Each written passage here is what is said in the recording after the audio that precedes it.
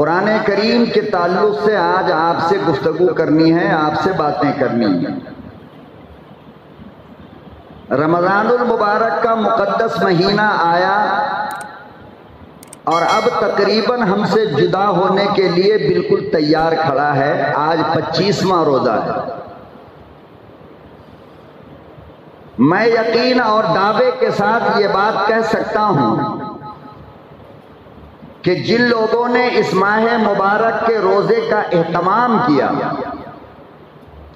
جن لوگوں نے سحری کے وقت اٹھا اپنے رب کو یاد کیا، جن لوگوں نے افطار میں اپنے اللہ کو رو رو کر منایا، آپ ان سے پوچھ لو کہ جب 25 روزہ ہو چکا، اب رمضان جانے والا ہے، تو آپ کو کیسا لگتا ہے؟ جن لوگوں نے رمضان المبارک کا روزہ رکھا، یقین جانو ان کا دل روتا ہے اس کے جانے سے، جیسے کہ صحابہ اکرام کا دل رویا کرتا تھا کہ اس ماہ مبارک کی لذت جسے مل گئی، سحری کے وقت اٹھنے کی لذت جسے محسوس ہو گئی، افطار کی دعاؤں کا اثر جنہوں نے اپنی آنکھوں سے دیکھ لیا، یقیناً یہ روزہ رمضان کا جانا ان کے دلوں پر بجلی بن کر کے گزرتی ہے۔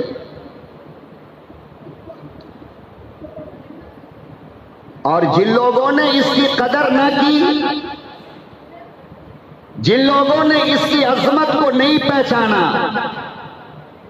جن لوگوں نے اس کے وقار کو نہیں سمجھا، جن لوگوں نے رمضان المبارک کے تقدس کا خیال نہیں رکھا، آپ ان کو بازاروں میں دیکھو گے کہ خوشیاں منا رہے ہوں گے کہ یار 25 تو چلا گیا، 5 بچا ہے، کسی طرح یہ بھی نکل جائے۔ یہ دنیا کے وہ بد نصیب لوگ ہیں جن کو اللہ نے اپنے ماہ مبارک کے ادب اور احترام کے لیے چنا ہی نہیں۔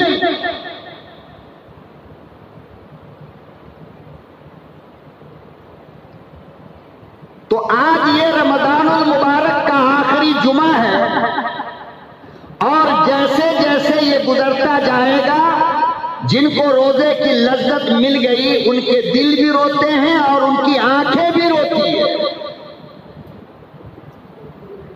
کہ ایک کے 70 ملنے والے اور 70 سے بھی اوپر کا ثواب ملنے والا مہینہ، پھر پتہ نہیں اگلی بار ہمیں ملے یا نہ ملے۔ افسوس، صد افسوس مسلمانوں، اور آپ کی فطرت اور آپ کی عادت اور آپ کی سوچ اور آپ کی فکر پہ رونا آتا ہے کہ اگر کسی دکان کا آفر آ جائے سوشل میڈیا پر، اگر کسی مال کی طرف سے یہ آفر آ جائے کہ 1 لوگے تو 3 فری ملے گا، تو تم لائن میں کھڑے ہو جاتے ہو۔ رب نے کہا 1 لاؤ گے تو 70 دوں گا، اور تم لائن میں کھڑے ہونے کو تیار نہیں۔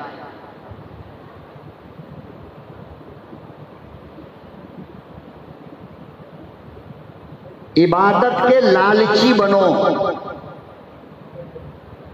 دنیا کے لالچی بنو گے پریشان رہو گے۔ عبادت کے لالچی بنو گے، اس نے 2 رکعت تہجد پڑھی، میں 4 پڑھوں گا، یہ عبادت کی لالچ ہے۔ اس نے 1 پارہ قرآن پڑھا، میں 3 پڑھوں گا، یہ عبادت کی لالچ ہے۔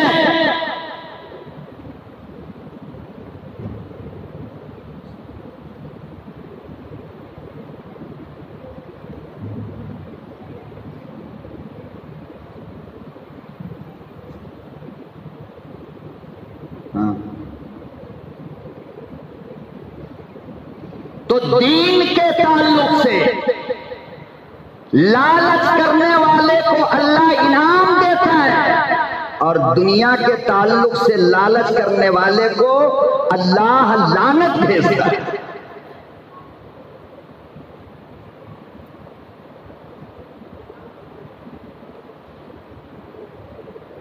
ہمیں دین کی لالچ ہونی چاہیے تھی،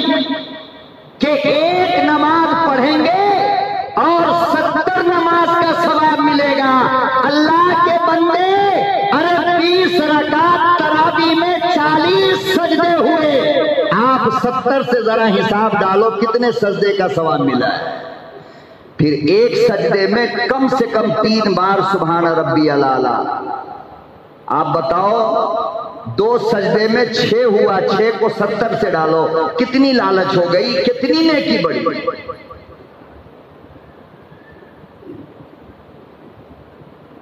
اللہ اکبر و کبیرہ. آج اس امت میں لالچ ختم ہو گئی. دنیا کی لالچ پائی جاتی ہے. دنیا یہ ہو گئی میں وہ ہو جاؤں گا، دنیا نے یہ خریدا میں وہ خریدوں گا، دنیا یہ کھاتی ہے میں یہ کھاؤں گا، دنیا یہ پہنتی ہے میں وہ پہنوں گا. لوگوں یہ وہ لالچ ہے جو تمہاری آنکھوں کی نیند اڑا دیتی ہے. یہ وہ لالچ ہے جو تمہارے دلوں کی دھڑکن بڑھا دیتی ہے. یہ وہ لالچ ہے جو تمہاری زندگی سے سکون کا خاتمہ کر دیتی ہے. لیکن اللہ کی قسم ہے، ارے قیامت کی لالچ کرو، عبادت کی لالچ کرو، نماز کی لالچ کرو، تلاوت قرآن کی لالچ کرو، دنیا میں جنت کا مزہ آئے گا.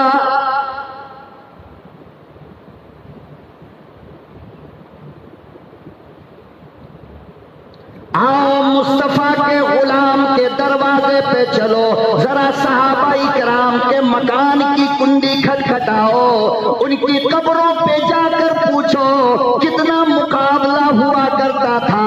ابو بکر کا مقابلہ عمر کر رہا ہے، دنیا کے لیے نہیں. بخاری کی روایت اٹھاؤ، غزوے کا موقع ہے، احد کا موقع ہے. حضرت عمر مکان پر گئے اور یہ کہہ کر گئے آج میرے محبوب نے چندہ مانگا ہے، آج میرے محبوب نے مال مانگا ہے، آج میرے محبوب نے جان مانگا ہے، آج موقع ہے میں ابو بکر سے آگے چلوں گا.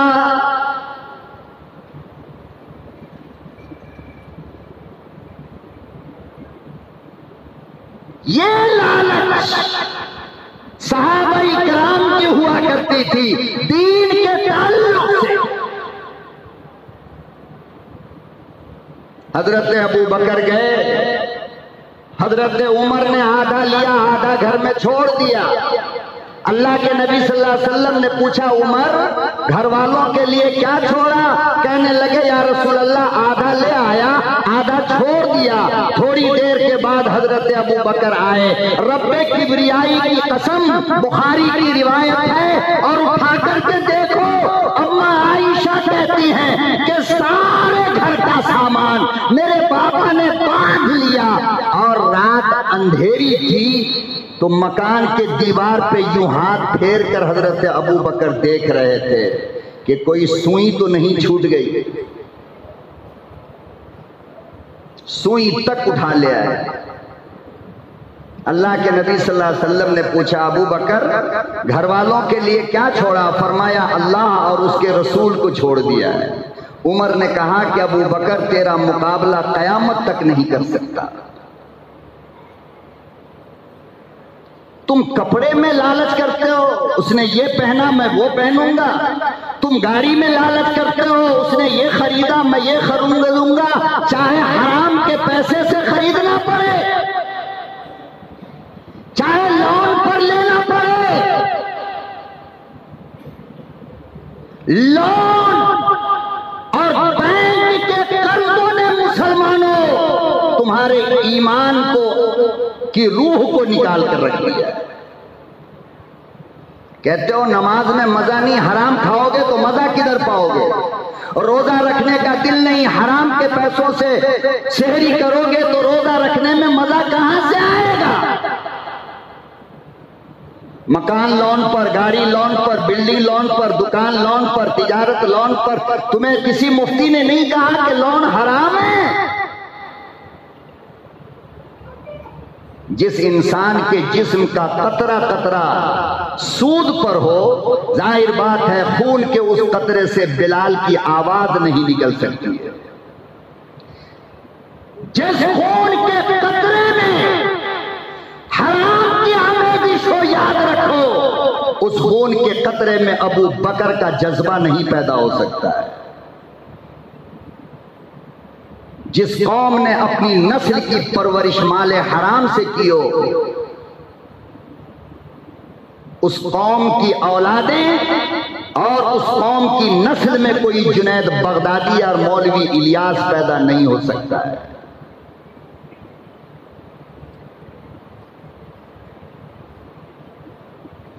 دنیا کے لیے نہیں، آخرت کے لیے لالچ پیدا کرو۔ نماز میں، روزہ میں، تلاوت میں، عبادت میں، ریاضت میں، مجاہدات میں لالچ پیدا کرو۔ وہ 4 دن کی جماعت میں گیا، میں 8 دن کے لیے جاؤں گا۔ وہ چلے کو گیا، میں 4 مہینے کو جاؤں گا۔ وہ 4 مہینے کے لیے گیا، میں سال کے لیے جاؤں گا۔ یہ لالچ ہے۔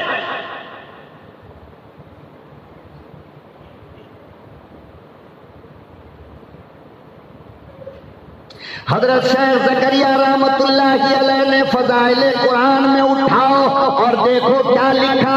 ارشاد فرمایا، لوگوں کاندھلا کی مٹی گواہ ہے، کاندھلا کی مٹی سے پوچھو مولانا الیاس کے گھر میں عورتیں رمضان میں قرآن کی تلاوت کا مقابلہ کرتی تھی۔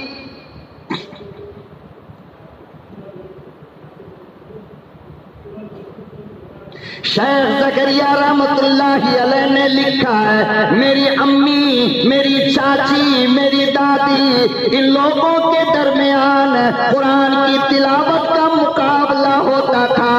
ارے کیا کھانا، کیا پینا، کیا خوشی، کیا غم۔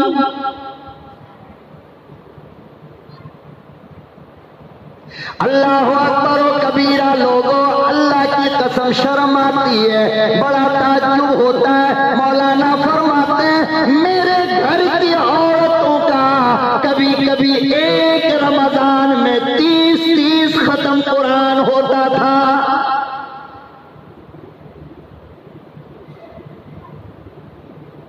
جب ماں قرآن کریم کے تلاوت کی ایسی عادی ہوتی ہے تو پھر کبھی مولانا الیاس اس گھر میں جنم لیتے ہیں، کبھی مولانا زکریا آتے ہیں، کبھی مولانا انعام الحسن آتے ہیں، کبھی مولانا سعد اس گھر کے اندر پیدا ہوتا ہے۔ جن ماؤں نے اپنی نظروں کی حفاظت نہ کی، قرآن سے رشتہ توڑ لیا، نماز میں لذت نہیں، روزے کا شوق نہیں، ظاہر بات ہے کہ اس کے پیٹ کے اندر کوئی ایسا انسان پیدا کیوں ہوگا؟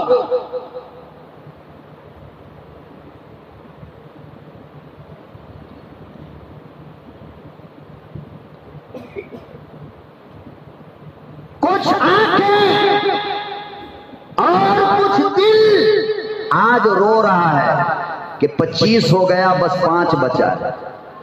کچھ لوگ خوشیاں منا رہے ہیں، ارے اچھا ہوا یہ مہینہ جا رہا ہے۔ اب کھلے عام پردے کے پیچھے نہیں بلکہ بازاروں میں کھڑے ہو کر گدھوں کی طرح کھائیں گے، پیئیں گے۔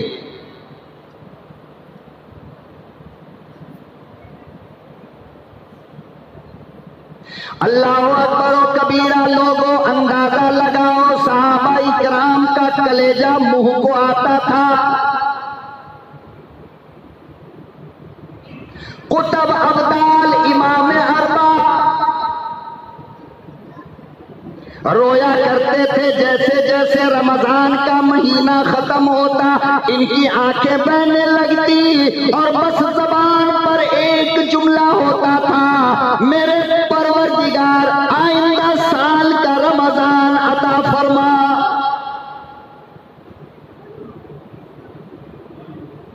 میں نے قدر نہ کی، میں نے ادب نہ کیا، میں نے رمضان کا احترام نہ کیا، میرے پروردگار بڑا مجرم ہو، مجھے معاف فرما۔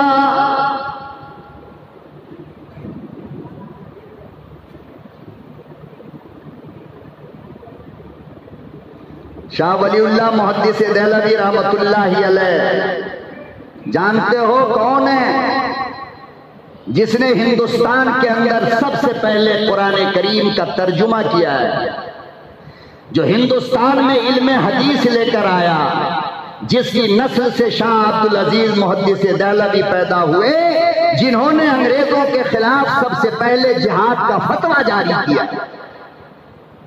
وہ باپ بیمار پڑے، شاہ ولی اللہ محدث دہلوی، ہندوستان کا کوئی عالم، کوئی مولوی ایسا نہیں جس کی سند حدیث کی شاہ ولی اللہ محدث دہلوی تک نہ جاتی ہو، ان کے بغیر سند مکمل نہیں۔ بیمار پڑ گئے، ڈاکٹروں نے کہا کہ شاہ صاحب اب کچھ دن کے مہمان ہو۔ یہ جملہ سنا تو شاہ صاحب کی آنکھیں بہنے لگی، کلیجہ کانپنے لگا، رونے لگے۔ مریدین حضرات نے، شاگردوں نے پوچھا کہ شاہ صاحب موت سے ڈرتے ہو؟ موت سے ڈر گئے؟ حضرت شاہ ولی اللہ محدث دہلوی نے فرمایا، رب ذوالجلال کی قسم موت سے ڈرتا نہیں، موت سے میں نے یاری کی ہے، موت سے گھبراتا نہیں۔ فرمایا پھر کیا بات ہے؟ شاہ صاحب کہنے لگے، اشراق میں، چاشت میں، اوابین میں، تہجد میں ایک دعا رب سے مانگی تھی کہ میرے مولا جب میری موت کا وقت آئے تو گرمی کا موسم ہو، رمضان کا مہینہ ہو، تیرا ولی اللہ روزے کی حالت میں ہو، افطار سے پہلے موت آئے۔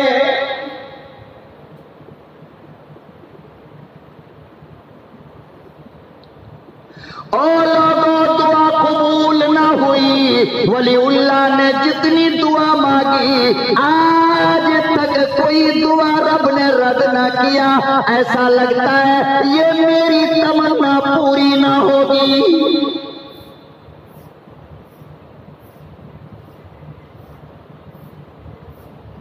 میری آرزو یہ تھی کہ میں فرش پر سحری کروں، عرش پہ رب کی عدالت میں افطار ہو۔ اب لگتا ہے کہ یہ دعا میری قبول نہیں ہوگی اور بستر پہ میری موت آئے گی۔ میں تو چاہتا تھا کہ گرمی کا موسم ہو، رمضان کا مہینہ ہو، اور شاہ ولی اللہ کفر کے خلاف میدان جنگ میں لڑ رہا ہو اور شہادت کی موت آئے۔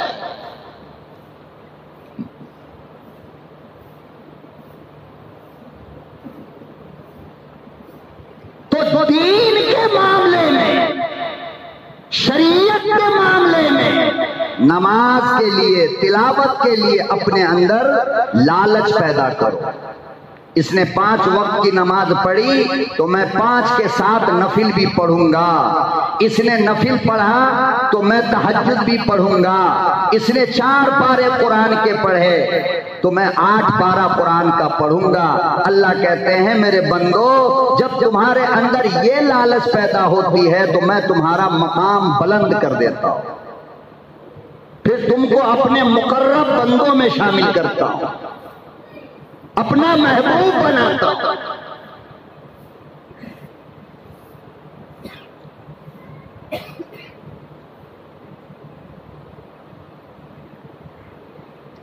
تو ایک نعمت رمضان المبارک کی جو اللہ نے اس امت کو عطا فرمایا وہ کسی اور امت کو اللہ نے نہیں دیا ہے، اور دوسری نعمت جو اسی ماہ رمضان میں اللہ نے اس امت کو عطا فرمایا اور وہ ہے کلام مقدس کی نعمت۔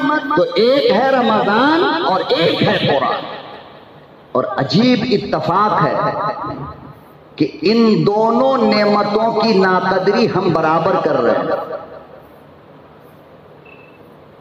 جتنی ناقدری ہم نے رمضان کی اتنی ہی ناقدری ہم سے قرآن کی بھی ہو رہی ہے۔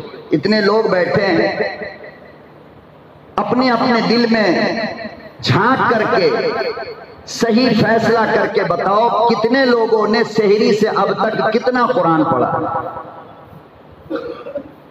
جواب خود ملے گا۔ آپ کا دل خود مولانا ہے، آپ کا دل خود آپ پر تھوکے گا کہ تھوک ہے تیری زندگی پر۔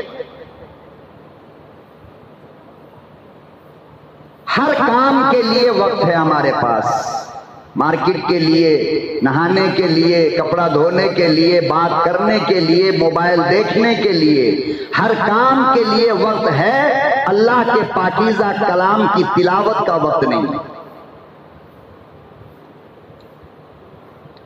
اور ہم لوگوں نے تو قرآن کو یتیم سمجھ رکھا ہے، کوئی وارث نہیں ہے اس کا، کوئی مالک نہیں ہے۔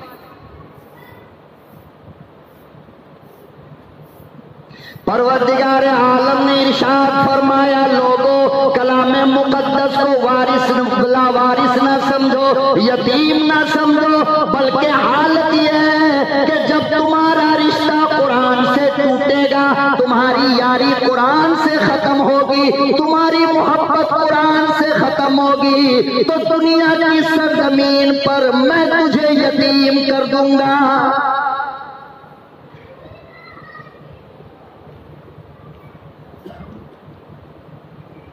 إن هذا القرآن يهدي للتي هي أقوم۔ تعویذ کے لیے اللہ کا قرآن نہیں آیا، کان کھول کر سنو۔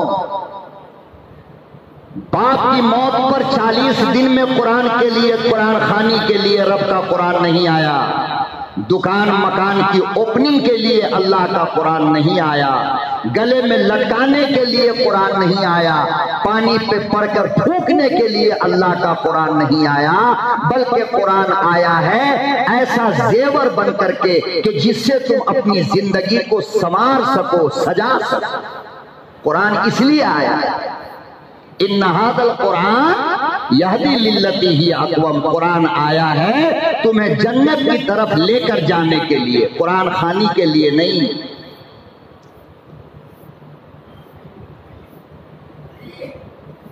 اور تاریخ گواہ کہ جن لوگوں نے قرآن سے اپنا رشتہ مضبوط کیا، جن لوگوں نے قرآن کو اپنے سینے سے لگایا، جن لوگوں نے قرآن کی تلاوت کا مزاج بنا لیا، اللہ نے اس کو بلند کر دیا ہے، دنیا اس کی جوتیوں کو چومتی ہے آگے، یہ قرآن کی برکت ہے۔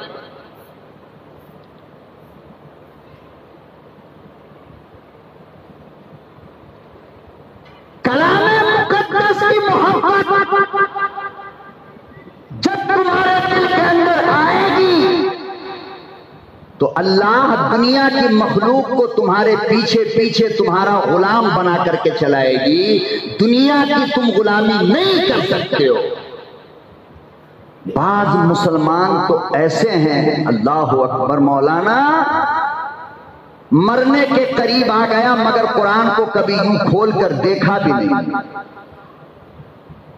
یہ ایسی تلخ اور اتنی کڑوی سچائی ہے جس سے آپ انکار نہیں کر سکتے ہو۔ پوچھنے پر پتہ چلتا ہے مولانا مجھے قرآن پڑھنا نہیں آتا، اللہ کے بندے، ارے یہی تو ایک کتاب ایسی ہے کہ پڑھنا نہیں آتا کوئی بات نہیں، کان نہیں ہے سننا نہیں آتا کوئی بات نہیں۔ میرے محبوب نے فرمایا کہ محبت سے، یہ قرآن رکھا ہے نہیں مسجد میں، طاق پر رکھا ہے، پیارے پیغمبر نے فرمایا کہ محبت سے کھڑے ہو کر دیکھ لو، اللہ پھر بھی ثواب دیتا ہے۔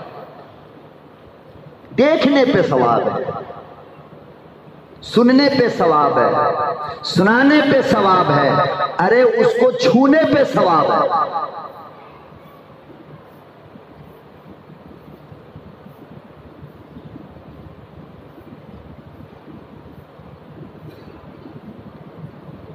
مدینہ المنورہ میں ایک بہت بڑے عالم گزرے ہیں، مولانا بدر عالم، بہت بڑے عالم، عربی رسالہ کے مصنف تھے وہ، ان کے صاحبزادے ہیں مولانا آفتاب عالم، آج بھی وہ مدینے کے اندر موجود ہے اپنے والد کی جگہ پر۔ مولانا آفتاب عالم نے ایک موقع پر مولانا شاہ ابرار الحق صاحب رحمت اللہ علیہ مدینہ گئے تو اپنے گھر انہوں نے دعوت کیا اور اپنے والد کے انتقال کے بعد کا واقعہ سنایا ہے۔ مولانا آفتاب عالم کہتے ہیں کہ مولانا میرے والد کے انتقال کے بعد 6 مہینے کے بعد عرب کی حکومت نے جنت البقیع میں میرے ابا دفن تھے، 6 مہینے کے بعد میرے ابا کے قبر کو یہ کہہ کر عرب کی حکومت نے کھلوایا کہ یہاں پر دوسری میت کو دفن کرنا ہے، ان کو یہاں سے نکال کر دوسری جگہ دفن کر دو۔ کتنے دن بعد؟ 6 مہینے بعد۔ مولانا آفتاب عالم کہتے ہیں کہ عرب کی حکومت اور ان کا عملہ اور ان کی پولیس جب قبر کو کھودی ہے میت کو نکالنے کے لیے، تو کہتے ہیں کہ دیکھ کر سارے لوگ حیران رہ گئے کہ 6 مہینہ پہلے جس آدمی کو قبر کی گود میں ڈالا گیا اس کی کفن پہ مٹی کا ایک نشان تک نہیں۔ لا تتغیر وجہہ، چہرے کا رنگت نہیں بدلا ہے، جس طرح مسکراتا ہوا دفن ہوا تھا 6 مہینے کے بعد بھی اسی حالت میں۔ جبکہ دنیا کی میڈیکل سائنس ڈاکٹر یہ کہتے ہیں کہ مرنے کے 24 گھنٹے کے بعد جسم سڑنے لگتا ہے اور مٹی میں ڈالنے کے بعد اس میں کیڑے پڑ جاتے ہیں۔ 6 مہینے کے بعد نہ کفن سڑا، نہ کوئی داغ لگا اور نہ چہرے کی حالت بدلی، دوسری جگہ لے جا کر ان کو دفن کیا ہے۔ پھر 6 مہینے کے بعد وہاں سے ان کو نکالا گیا تیسری جگہ۔ یہ عرب کا مدینے کے اندر یہ کچھ حکومت کا اپنا ایک انداز ہے یا طریقہ ہے، اللہ بہتر جانتا ہے۔ 6 مہینے کے بعد جب نکالا، اب کتنے دن ہو گئے؟ 1 سال۔ کہتے ہیں کہ اس وقت بھی ان کا کفن نیا تھا اور چہرہ کھلتا ہوا مسکراتا ہوا۔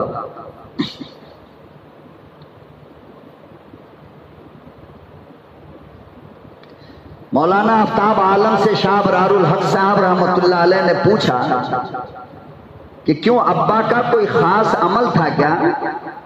کہا حضرت عمل تو کچھ بھی نہیں تھا، 5 وقت کی نماز، رمضان کا روزہ، زکوٰۃ، صدقہ، خیرات، کوئی خاص عمل نہیں تھا۔ کہاں؟ البتہ جب سے میں نے عقل سنبھالی اپنے ابا کی ایک عادت دیکھتا تھا، ایک عادت۔ شاہ صاحب رحمت اللہ علیہ نے فرمایا وہ کیا عادت تھی؟ مولانا کہتے ہیں کہ جب سے میں نے عقل سنبھالا، جب سے میں نے ہوش سنبھالا، میں نے اپنے ابو جان کی یہ عادت دیکھی کہ جب بھی کوئی قرآن کا حافظ آتا، جب بھی کوئی قرآن والا آتا تو اس کی طرف پاؤں پھیلانے سے منع کرتے تھے۔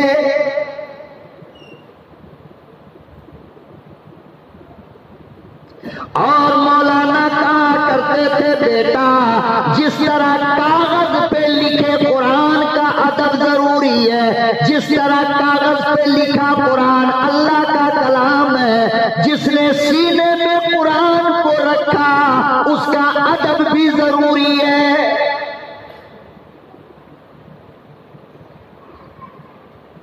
کہ ایک قرآن اللہ کا کاغذ پہ لکھا ہے اور دوسرا قرآن اللہ کا سینے میں لکھا ہے، وہاں ادب ضروری ہے، یہاں بھی ادب ضروری ہے۔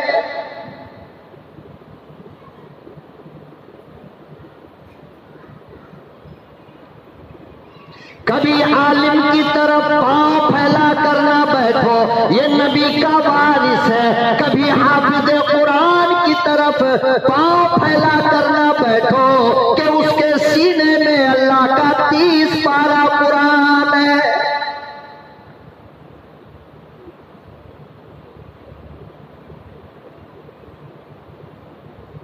موبائل کی میموری کھولو گے ناچ نظر آئے گا، موبائل کا میموری کھولو گے گانا نظر آئے گا، موبائل کا میموری کھولو گے ننگی تصویر نظر آئے گی۔ حافظ قرآن کے سینے کی میموری کھولو گے اللہ کا قرآن نظر آئے گا۔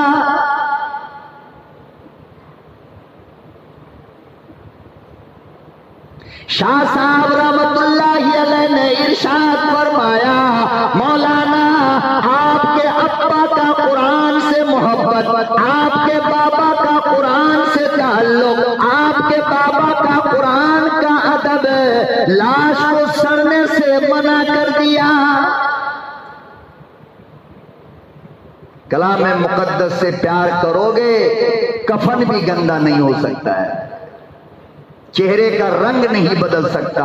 یہ میرے رب نے کہا، یہ میرے محبوب نے کہا ہے کہ قرآن کی جو عادت ڈال لے، قرآن سے جس کو عشق ہو جائے، قرآن سے جس کو پیار ہو جائے، قرآن سے جس کو محبت ہو جائے، یہ قرآن اس کی میت کے ساتھ ساتھ قبر میں جاتا ہے، اور قبر میں جا کر فرشتوں سے لڑتا ہے قرآن کہ فرشتے ختم، خبردار ادھر نہیں آنا، ادھر سے آنے کی اجازت نہیں۔ یہ ہونٹ، یہ زبان، یہ آنکھ وہ آنکھ ہے جس سے یہ مجھے دیکھتا تھا، یہ ہونٹ وہ ہونٹ ہے جس سے مجھے یہ پڑھتا تھا، خبردار تم کو ادھر آنے کا پرمیشن نہیں، اجازت۔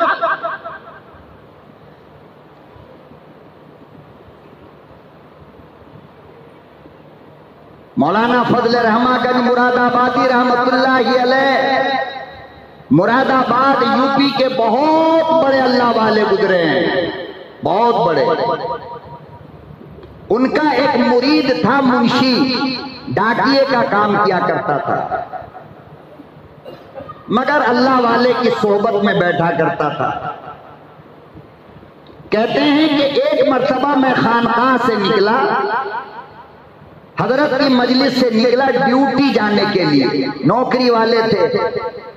کہہ رہے ہیں کہ سائیکل سے جا رہا تھا، راستے میں دیکھا کہ ایک میت رکھی ہے اور وہاں پر دو نوجوان کسی کا انتظار کر رہا ہے، میت کو سامنے رکھ کر۔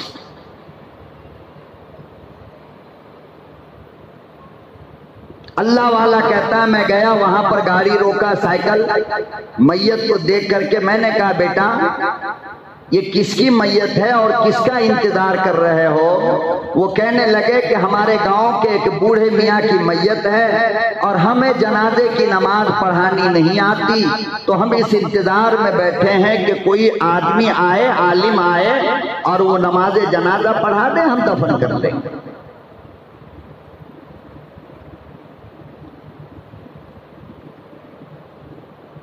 اور یاد رکھو یہ تو اس زمانے کی بات ہے، آج ہماری اور آپ کی جو حالت علم دین کے تعلق سے ہو رہی ہے، آج ہماری اور حالت جو مدرسے کے تعلق سے ہو رہی ہے، اگر ہندوستان کے یہ مدرسے بند ہو گئے نا تو ہمیں بھی اپنے باپ کا جنازہ رکھ کر انتظار کرنا پڑے گا کہ کوئی آئے تو جنازہ پڑھائے، اس لیے کہ جنازہ پڑھانے والا آتا مدرسے سے، کہاں سے آتا ہے؟ بتاؤ بھائی، جنازہ پڑھانے والا کہاں سے آتا ہے؟ مدرسے سے آتا ہے یا علی گڑھ یونیورسٹی سے آ رہا ہے؟ کہاں سے آتا ہے؟ انہی مدرسوں سے آتا ہے جسے آپ زکوٰۃ، صدقہ، خیرات دے کر کے پالتے ہو، جس کی پرورش آپ کرتے ہو، جس کو آپ جانتے بھی نہیں۔ ارے بنگلور کے کتنے مدرسے ہیں، میں ان میں سے کسی ایک بندے کو اٹھا کر کے اگر پوچھ لوں کہ آپ نے اس مدرسے کو دیکھا ہے، وہ دونوں ہاتھ اٹھا کر کہے گا مولانا سنا تو ہے، دیکھا نہیں۔ تو جب قوم کو مدرسے سے اتنی محبت ہوگی تو پھر اس قوم کو جنازہ پڑھانے کے لیے 2 4 10 سال کے بعد کوئی ملے گا؟ بند ہو جائیں گے مدرسے۔ اس لیے مسجد میں چلنے والے چھوٹے چھوٹے مکتب کی حفاظت کرو، یہاں سے تم کو سنت سکھانے والا بچہ پیدا ہوگا، یہاں سے تم کو سونے کا طریقہ بتانے والا بچہ پیدا ہوگا، یہاں سے تم کو پیشاب کرنے کا سلیقہ سکھانے والا بچہ پیدا ہوگا۔ بے شک دنیا کی بڑی بڑی ڈگریاں لے کر تم ارب پتی بن سکتے ہو، بڑی نوکری تو کر سکتے ہو، مگر انسان نہیں بن سکتے ہو۔ انسان بننے کے لیے اپنی اولاد کو علم دین سکھانا پڑے گا، قرآن پڑھانا پڑے گا۔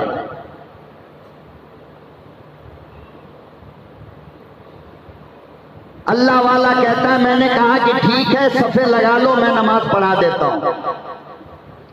صفے دونوں نے لگائی، حضرت نے نماز جنازہ پڑھایا۔ یہ دونوں نوجوان کہنے لگا مولانا صاحب ہم کو دفن بھی کرنا نہیں آتا ہے کہ میت کو قبر میں کس طرح لٹایا جائے، میت کا رخ کدھر کیا جائے، میت کو کیسے لٹایا جائے، میت کا چہرہ کدھر ہو۔ آج بھی بہت سارے لوگ ہیں، معلوم کر لیں آپ کہ میت کو قبر میں کیسے اتارا جاتا ہے، سر کدھر ہو، پاؤں کدھر ہو، لٹانے کے بعد چہرہ کدھر ہو، اکثر کو نہیں معلوم۔ معلوم ہے تو بس دسترخوان کا مٹیریل معلوم ہے، بس مسلمان اسی کام کے لیے اب رہ گیا کہ بنگلور کے دسترخوان پہ کیا رہتا ہے، دلی کے دسترخوان پہ کیا رہتا ہے، کلکتہ کے دسترخوان پہ کیا رہتا ہے، وہاں کے ولیمے میں کیا ملتا ہے، یہاں کے ولیمے میں کیا ملتا ہے۔ بس مسلمان بھائی کباب کی جتنی قسمیں پوچھنا ہے پوچھ لو، بریانی کہاں کی مشہور ہے پوچھ لو، چکن کباب کہاں کا مشہور ہے پوچھ لو، سموسہ کہاں کا مشہور ہے پوچھ لو، کھانے پینے کا A to Z مٹیریل ہم سے لے لو، مگر مولانا یہ مت پوچھو کہ ابا کو قبر میں کیسے لٹانا ہے، یہ مت پوچھو، وہ ہم کو نہیں معلوم۔ قبرستان میں ہم نے پیسہ دے کر آدمی رکھا ہے، وہ سارا کام کر لے گا۔ آیا جو قوم رب کی غلامی کے لیے آئی تھی وہ قوم دنیا کی غلام بن گئی، جو قوم دین سیکھنے سکھانے کے لیے آئی تھی وہ قوم کھانا سیکھ گئی۔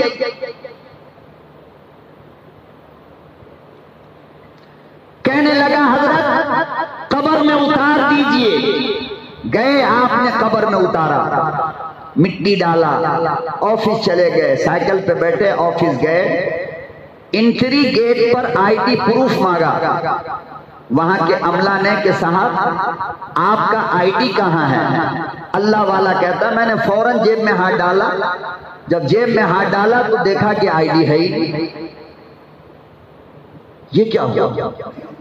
فوراً خیال آیا کہ یار وہ جو میت کو ہم نے دفن کیا ہے تو مٹی دینے کے لیے جو ہم جھکے تو شاید وہاں گر گیا ہو۔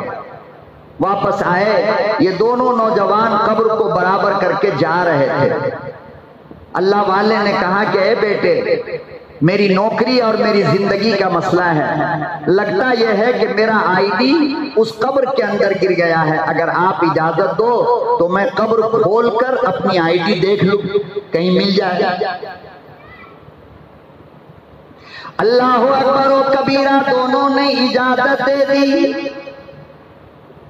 یہ اللہ والا شاہ فضل الرحمان گنج مراد آبادی کا مرید ہے، جب قبر کے قریب آیا، ابھی دفن کر کے گھنٹہ نہیں گزرا، دن نہیں گزرا، سال نہیں گزرا، مہینہ نہیں گزرا، ارے چند منٹ تو گزرا ہے۔ اللہ والا کہتا ہے جب میں نے مٹی ہٹائی، جب میں نے قبر کھودا، کہتا ہے رب کعبہ کی قسم پوری قبر گلاب کے پھولوں سے بھری تھی،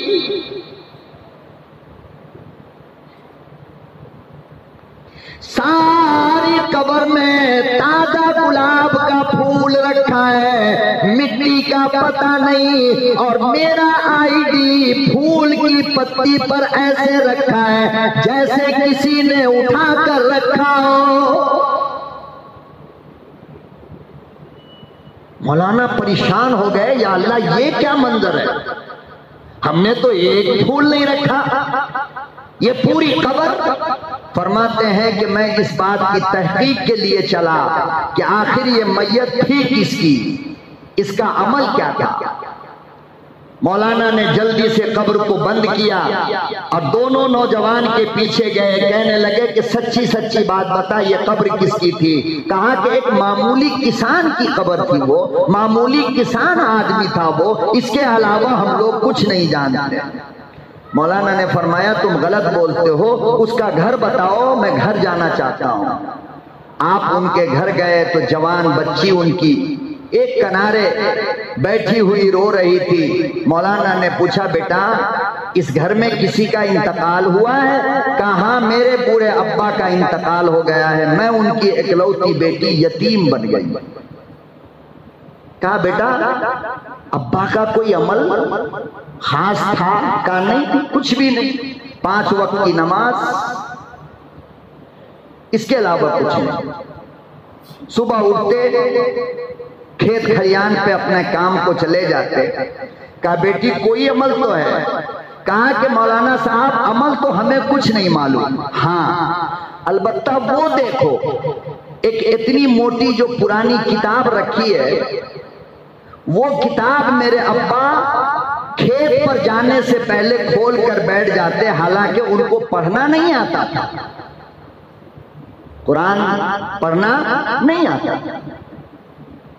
بچی کہتی ہے ابا قرآن کھول کر بیٹھ جاتے اور ہر لائن پہ انگلی چلا چلا کر ایک جملہ کہتے تھے، میرے پروردگار آپ نے یہاں سچ فرمایا۔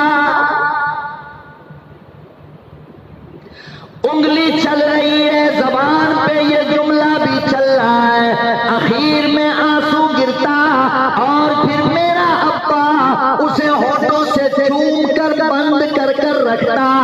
جب سے میں نے عقل سنبھالی یہ عمل دیکھا۔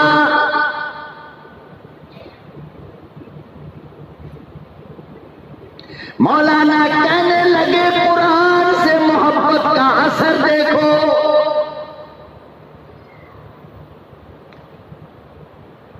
قرآن سے چاہت کا اثر دیکھو، ابھی گھنٹہ نہیں گزرا بدلہ مل گیا، جنت قبر بن گئی۔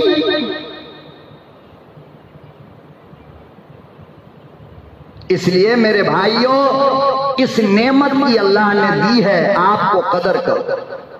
کس کا قرآن ہے یہ بتاؤ نا؟ ہمارے لیے آیا نا، ہمارے نبی پہ آیا نا، تو اس سے محبت کون کرے گا؟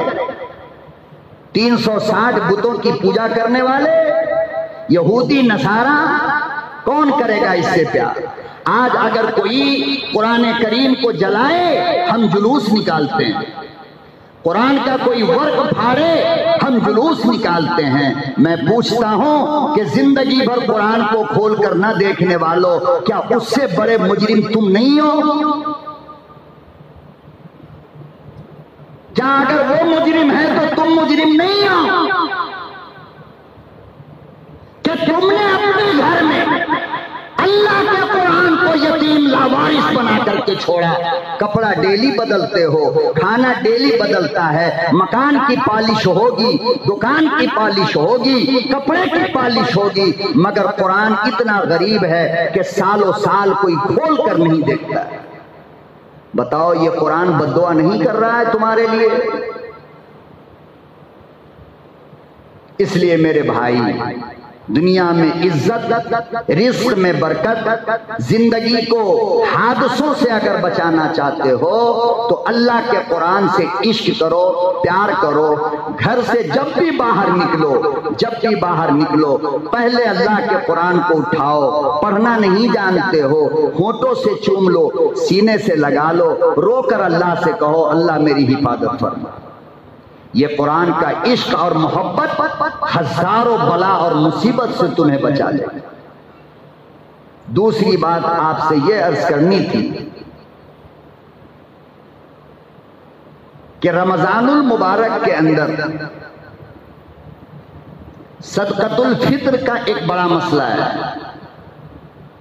صدقۃ الفطر ایک بڑا مسئلہ ہے۔ اللہ رب العالمین نے جناب رسول اللہ صلی اللہ علیہ وسلم کی معرفت صدقۃ الفطر کو اس امت پر اللہ نے واجب کیا ہے۔ کیا کیا ہے؟ اور واجب کا سیدھا مطلب یہ ہے کہ عمل کرنا ضروری ہے، چھوڑنا حرام ہے۔ واجب کا کیا مطلب؟ احناف کے نزدیک، امام اعظم ابو حنیفہ رحمۃ اللہ علیہ کے نزدیک واجب فرض کے درجے میں ہوتا ہے، 1 پوائنٹ کم ہے بس۔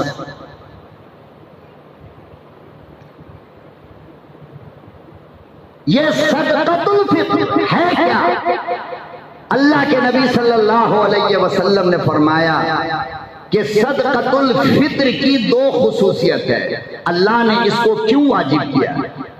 پہلے یہ سمجھ لو کہ یہ صدقۃ الفطر نماز عید کے لیے نکلنے سے پہلے ادا کرنا واجب ہے۔ کیا یہ نماز عید الفطر سے پہلے جانے سے پہلے ادا کرنا ضروری ہے؟ عام طور سے لوگوں کا یہ مزاج بن گیا ہے کہ عید کی نماز پڑھنے کے لیے جب جائے گا تو راستے میں بانٹتا ہوا جائے گا۔ کیا کرے گا؟ راستے میں پوچھو تو کیا بولتا ہے؟ صدقہ فطر۔ اللہ کے بندے یہ سنت کے خلاف ہے۔ صدقۃ الفطر واجب کیوں ہے؟ اس کی دو وجہ۔ نمبر ایک، پورے رمضان میں ہم سے جو غلطی ہوئی، روزے کی جو ناقدری ہوئی، رمضان کی جو بے ادبی ہوئی، اللہ کے نبی صلی اللہ علیہ وسلم نے فرمایا کہ صدقۃ الفطر کے ذریعے اللہ اسے معاف کر دیتا ہے۔ کیا کرتا ہے؟ معاف کرتا ہے۔ دوسری وجہ، اللہ چاہتا ہے کہ صدقۃ الفطر غریبوں کو دو تاکہ غریب تمہارے ساتھ خوشیوں میں شامل ہو جائے۔ تو گویا کہ غریب کی مدد ہوئی۔ اب ظاہر بات ہے، ہم اپنا کپڑا خریدیں 15 دن پہلے، کتنے دن پہلے؟ بلکہ جو لوگ روزہ نہیں رکھتے وہ تو رمضان سے پہلے ہی عید کا کپڑا لے لیتے، الحمدللہ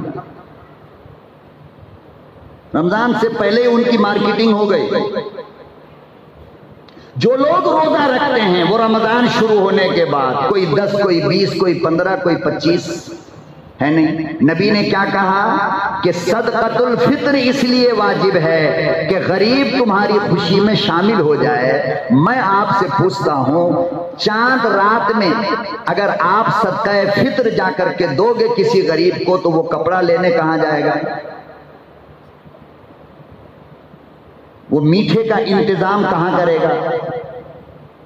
تو عقل کہتی ہے کہ اتنے دن پہلے دے دو تاکہ وہ آسانی کے ساتھ اپنا انتظام کر لے۔ تو ایک بات تو یہ، دوسری بات یہ ہے، آپ پہلے رمضان کو بھی دے سکتے ہو، دوسرے کو بھی دے سکتے ہو، 30 کو بھی دے سکتے ہو، عید کی صبح بھی دے سکتے ہو، مگر ادا تو ہو جائے گا، مزہ نہیں آئے گا۔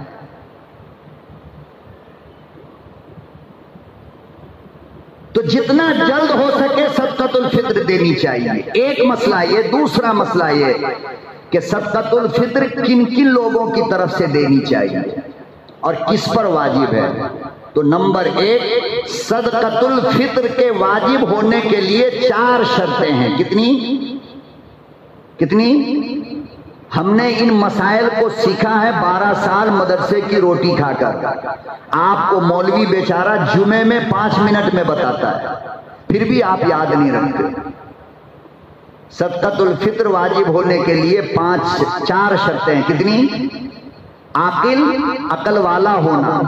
دیوانے اور پاگل پہ صدقۃ الفطر واجب نہیں ہوتا۔ تو نمبر 1 عقل مند ہونا۔ کیا ہونا؟ عقل والا۔ نمبر 2 بالغ ہونا۔ نابالغ پہ صدقۃ الفطر واجب نہیں، نابالغ بچے کے باپ پر صدقۃ الفطر واجب ہے کہ بچے کی طرف سے وہ ادا کرے۔ بچہ بالغ ہو گیا، اب باپ کی ذمہ داری ختم، اب بچہ خود اپنا ادا کرے گا، لیکن نابالغ بچے کی طرف سے باپ کو ادا کرنا پڑے گا۔ لڑکی کا مسئلہ، لڑکی بالغ ہو جائے پھر بھی اس کی طرف سے تب تک باپ کو صدقۃ الفطر ادا کرنا پڑے گا جب تک کہ بیٹی کی شادی نہ ہو جائے۔ کتنا خوبصورت مذہب ہے ہمارا، نہیں؟ کتنے پیارے انداز میں اسلام ہم کو تعلیم سکھاتا ہے۔ تو عقل والا ہونا، بالغ ہونا، اور اس کے بعد صاحب نصاب ہونا اور مسلمان ہونا۔ عقل والا ہونا، بالغ ہونا، مسلمان ہونا، اور 52.5 تولہ چاندی کا یا اس کے قیمت کا مالک ہونا۔ اب 52.5 تولہ چاندی کتنا ہو گیا آپ کو پتا ہے؟ 612 گرام. کتنا؟ 612 گرام. 612 گرام چاندی جتنے کی آئے گی، اگر اتنا پیسہ آپ کے پاس ہے، اگر اتنا پیسہ آپ کے پاس ہے تو آپ پر صدقۃ الفطر واجب ہو جائے گا. یا اتنے پیسے کا سامان آپ کے گھر میں ہے، اتنے پیسے کا سامان آپ کے گھر میں ہے تو آپ پہ صدقۃ الفطر واجب ہو جاتا ہے. سامان سے کیا کیا مراد ہے؟ ضرورت سے زیادہ چیزیں، ضرورت سے زیادہ. مثال کے طور پر اسلام مذہب کسی آدمی کے لیے 3 جوڑے کپڑے کو ضرورت مانتی ہے. کتنے کپڑے کو؟ کتنے کو؟ سمجھو 3 پینٹ 3 شرٹ ہے آپ کے پاس. اسلام بس اس کو ضرورت مانتی ہے. یہ 3 کے علاوہ جو الماری میں پریس کر کے رکھے ہو نا، اسلام اس کو ضرورت نہیں مانتی ہے.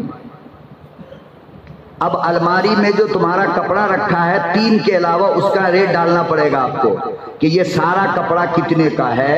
اتنے میں 612 گرام چاندی ہوگی یا نہیں ہوگی؟ اگر ہوتی ہے تو صدقۃ الفطر دینا پڑے گا. 3 جوڑے کپڑے کے علاوہ جتنا کپڑا ہوگا، وہ جو ہماری عورتوں کے پاس سینکڑوں کپڑے جوڑے رکھے ہیں، ان سے جا کر کے یہ مسئلہ سمجھانا آپ کہ تمہارے 3 کپڑے کے علاوہ جتنا کپڑا ہے اس پہ صدقۃ الفطر واجب ہے. کیا ہے؟ اسی طریقے سے کچن کے اندر، کچن میں جتنے برتن ہیں، صرف وہ برتن جو ڈیلی کھانا بنانے میں یوز کیا جاتا ہے، ڈیلی.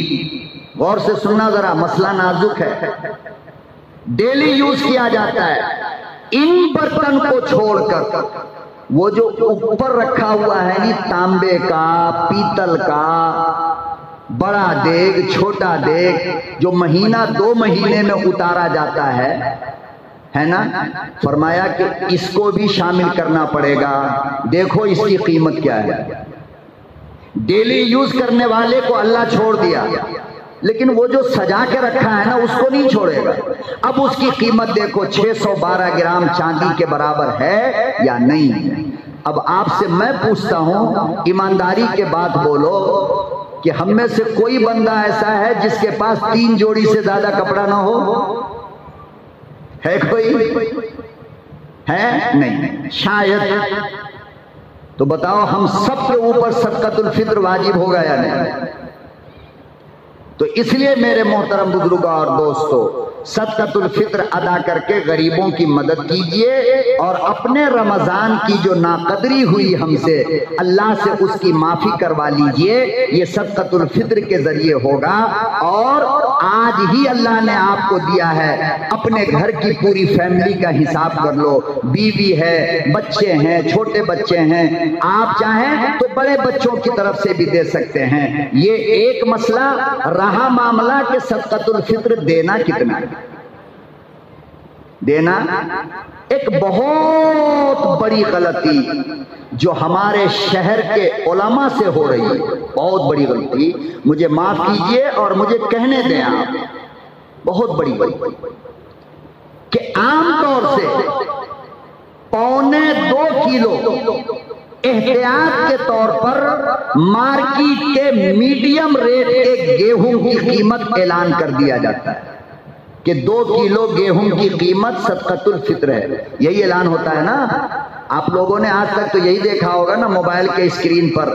پھر اس کی قیمت آپ کے اسکرین پر آ جائے گا کہ اس کی قیمت 90 روپیہ ہو گیا. کتنا؟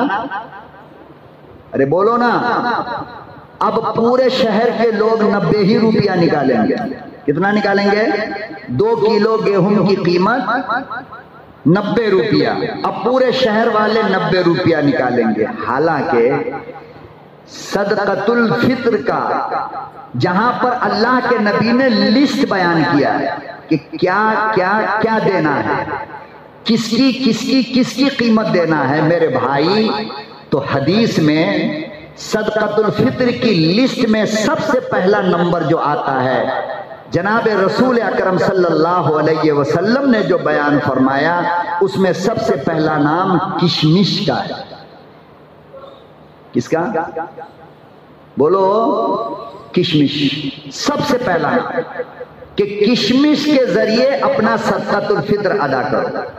اب 1.25 کلو کشمش کی قیمت تقریباً اس وقت 1200-1250 روپیہ ہوگا. کتنا؟